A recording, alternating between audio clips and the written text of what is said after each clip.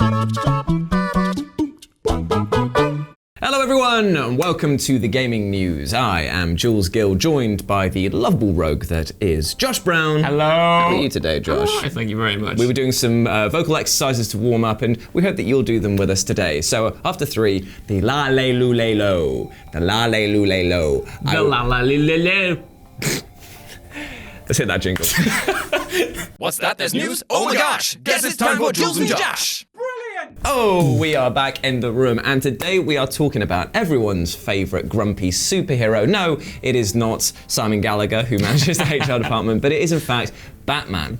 Because he had a very, very successful series of games. The Arkham series has done very, very well for him. And while Arkham Origins wasn't potentially the best, and Arkham Knight didn't really end the trilogy of the main games in a way that many people were happy, that doesn't mean that they weren't thinking beyond a trilogy of games. And in fact, Warner Brothers actually, at one point in time, requested that Warner Brothers Montreal do a fourth game, potentially, that was going to be set after Arkham Knight, with Damian Wayne being the main character as Batman. It was one of the many, many WB Montreal DC Comics games that was apparently canned because the reports from the past said, from a long time ago, have alleged that they were working on everything from a Suicide Squad game to now apparently a Superman game, but the Damian Wayne game was the one project that they got quite far into development for, at least in pre-production, at least according to these new rumors that stem from 4chan, but have been picked up from the likes of comicbook.com, where concept art from this project has apparently been revealed, and it looks like quite interesting. Apparently it was going to be set after the events of Arkham Knight, which ended on this weird kind of fear, ambiguous cliffhanger. Apparently it was going to jump forward in time with Damian Wayne, like you said, as the Batman, with an older, retired Bruce Wayne kind of mentoring him, and a bunch of different weird rogues set in this kind of dystopian version of Gotham City. Yeah, it was really strange. It kind of looks like they were trying to bridge a time gap between what people would consider to be a sort of regular Batman canon and the kind of like Batman future of like Batman Beyond. Kind of like Batman Beyond. It was kind of like that in terms of the aesthetics of it, but you can kind of see why this idea was dropped, mainly because of the fact that there's been like a lot of speculation about, like, you know, Batman's one rule, he doesn't kill, sort of thing, even though he definitely does. We all know that. Which Damian Wayne, he definitely does kill. He's a very, very angry young man, and getting to play as him would therefore put the player into the shoes of a person who kills people on the reg. Well, this is an interesting thing, because obviously Damian Wayne might have been a hard sell for people who haven't read the comic books. I'm not that familiar with Damian Wayne as a character. I know obviously like people in the office are, Ewan is, I'm pretty sure Scott is as well. So I wonder how much sort of WB as a publisher were looking at the game and thinking, are people really going to be interested, and do people even know what this character is? I'm not going to, like, this isn't just any sort of like hyperbole, but people hated him. Like people really hated Damian Wayne when he came out, because there was a lot of issues with Jason Todd back in the day. Like people voted to have the Joker kill him because they didn't like how he was presented as Robin. And what they did was, when they introduced Damian Wayne, he was basically a sociopath. He was he was a kid who didn't emote. He hated everything. He hated everyone. He beat up Robin on the reg. He disobeyed his dad. He killed people. Like literally, he was the worst thing that Batman's son could have been. And Catwoman summed it up pretty perfectly when she said, "You're just like a whiny, boring, self-indulgent little bitch." That is not a main character I want to play as. Yeah, exactly. So having to play that is weird. But I do like the idea that they were doing, where it's like, you know, Arkham Knight ends with the mansion exploding and showing that, you know, like one of the city's greatest billionaires is now dead, and Batman is obviously going to have to disappear as well to sort of make that sort of feel impactful. But obviously doing that means that Gotham itself is going to be completely run down and allow crime to step up even further. Like, it was a very strange move, to be fair. Well, I mean, the first kind of 3 to 4 Batman games were very dark, and they were kind of gritty, and they were a mature approach to like the Dark Knight and his mythos. But this seems, like you said, like it was going to go down an even darker route. If you look at the concept art, like you said, Gotham City is kind of dystopian, it's run down, it looks so just kind of, you know, completely out of whack, like everything Batman accomplished is kind of been for naught because villains have kind of uprisen again and just destroyed everything. So that would have kind of, I guess, fit with a more sociopathic, even darker version of Batman. But is that the version of Batman we need. To be honest, I can't even say that this is a game that I feel like probably is a necessary step. I'm kind of like, you can kind of see why it was cancelled, but if we just take a look at some of the concept art for a second, like there were some really interesting ideas. Like I really like the Two-Face design. Yes, I think that honestly might be one of the best Two-Face designs I've seen, because that sort of like fur jacket thing and obviously the nice monochrome color combination things. Like it's simple, and that's what I really like about it. I can't say I like the Poison Ivy design. No, and it's interesting because obviously Poison Ivy died in Arkham Knights. I don't know how they were going to go down that route, but it looks, some of them, the thing that the concept art is I kind of like what they were going for, but when it comes to the execution of it, and obviously it might have changed between the concept art and the actual finished game, but yeah, like you said, some of it looks a bit off like Poison Ivy, and yet Two-Face looks really good, and I think it would have been cool to see characters like Two-Face, who did feature in the original Arkham games, take a more prominent role, because I was always wishing for him to kind of become a main villain. I remember when Arkham City ended. Yeah, and he wasn't like I really thought he was going to become they kind a of like primary villain. mugged him off a bit, didn't they? Because it was kind of like you beat him up, and it was like a lot of the stuff was with Catwoman, wasn't it? And obviously at the end she's like, "Oh Harvey, you silly goose," and he's just like, "I'm trying to take thanks for just making me seem like an ass, dude." Like, I mean, is that your Harvey Dent? I can't do it because you got to have like that's true.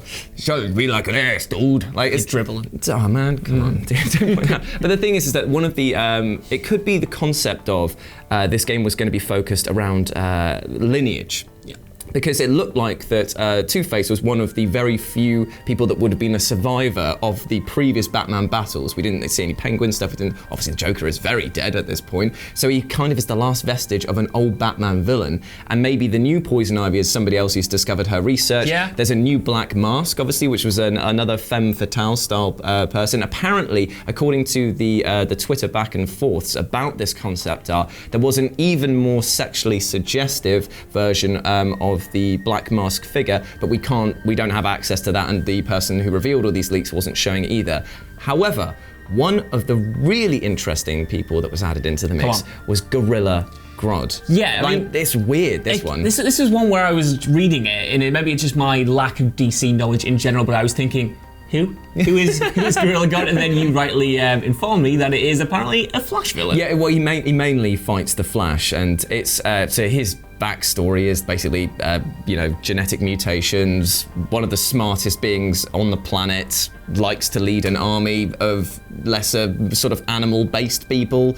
I'm pretty sure they're called the Menagerie. I might have got that wrong, but if so, that's a good name. We should use that for a later one. But basically, like he's mainly a Flash villain, but he does show up, and he has shown up in Injustice. He's also shown up in a few other ones as well. I'm pretty sure he was in DC Online. I think he may have been, actually. That's where it might have rang a bell. Like he's got a presence, and because Bane obviously isn't in the picture anymore for it, that kind of would fill in your heavy role, as it were, because you've got to have those different styles of villains. I was disappointed that the only thing I can think of as well is that Scarecrow again is also probably going to be out of the picture. Maybe Poison Ivy. The reason that her design was so different with vials of stuff like that would be that if they were going to do another sort of intoxicated dream sequence, it was going to be plant venom. Well, this is the thing that's it's exciting to hypothesize about, because obviously they would have had to reinterpret a lot of the classic villains that do return in new ways for this kind of futuristic setting. So it would have been cool to see old villains like Poison Ivy take on the traits of other now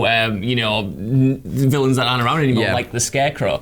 I just want this series, if it does continue in whatever form, to just shine a light on villains that I personally don't know, or which haven't had a lot of screen time, or shake them up in new and interesting ways. Because for as much as I love Mark Hamill's Joker, he did kind of come to overshadow everyone else within those first 4 games. Because I mean, back in Arkham Origins, when it was supposed to be the Black Mask, it ended up becoming focused on Joker's and Batman's first kind of rivalry, and that's good. Yeah. But there is so much scope to Batman's universe and so many interesting avenues to take that it's kind of frustrating that we didn't get these new and different versions of villains. It definitely feels like it felt so much like Batman the Animated Series for the first 2 games, and then the third one kind of felt like a very video game for the sake of a video game. For me personally, I didn't like the Arkham Knight story. I didn't like fighting the Arkham Knight. I didn't like the reveal. And I especially hated the Batmobile sections. A lot of people didn't. But only because of the fact that it was the insistency that there was so many of them. Yeah. Like, I would have loved it if it was spaced out a bit more, because there was nothing more than I wanted than the Batmobile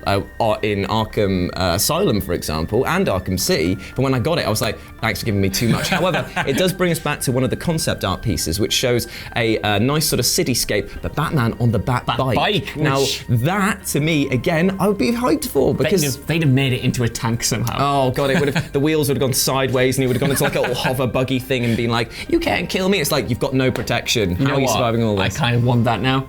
There is a final detail in here, actually, that teases Rocksteady's next game, because they were kind of talking about the projects that WB Montreal had worked on. Like I said at the beginning, Suicide Squad, this Damian Wayne game. Apparently, they're working on 2 DC Comics games at the moment. Right now. Okay. Apparently, they pitched a Superman game, which WB, the publisher, didn't like, which suggests that Rocksteady aren't making a Superman game like we all kind of hypothesized, and apparently they're not even making a Justice League game. Apparently what it's been described as, let me get this, is a superhero creation game, which could indicate that it's going to be in the DC universe but not actually star any proper DC superheroes, and you go in and make your own. This is a tiny little tidbit. No, I'm not sure if I want it either, Jules, but you know, it's a scary new world out there. Do you not remember they did this with the Marvel game? I can't remember what it was called, and you could create your powers from a subset, and all you did was you ran into people. It's like, hey, I'm Wolverine, do you want to fight next to me for a bit? You can't play as me, brother, see you later. And it was just like, oh, come on. I think they did that with X-Men Destiny. That was the one. That was the one. Yeah.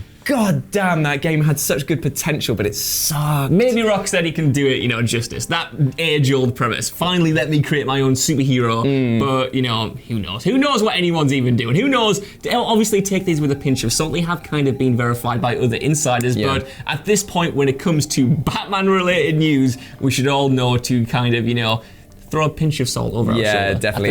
Into the eyes and to Killer Croc, who's just standing there. He's like, man, I'm going to fall into the river again. His boss battle sucked, didn't it? God damn, I've spoken about this and I was super psyched, and now I'm angry that A, we're not getting another Batman game, and B, how annoying some of the boss battles in it were. Anyway, so sorry. Let's calm it down. I don't want to be Damian Wayne and start slashing people up and being a sociopath. But thank you so much for joining us on today's tour de farce of the news. Let us know down below what you thought about the Batman game and whether or not you would have bought it. What would you like to have seen in the next installment in the Arkham Knight / Batman 4 game? As always, I've been Jules. You can go follow me at RetroJ with a 0 over on Twitter, and you follow Josh at Josh Broon with 2 O's over at Twitter. You can indeed. And until next time, you've been awesome.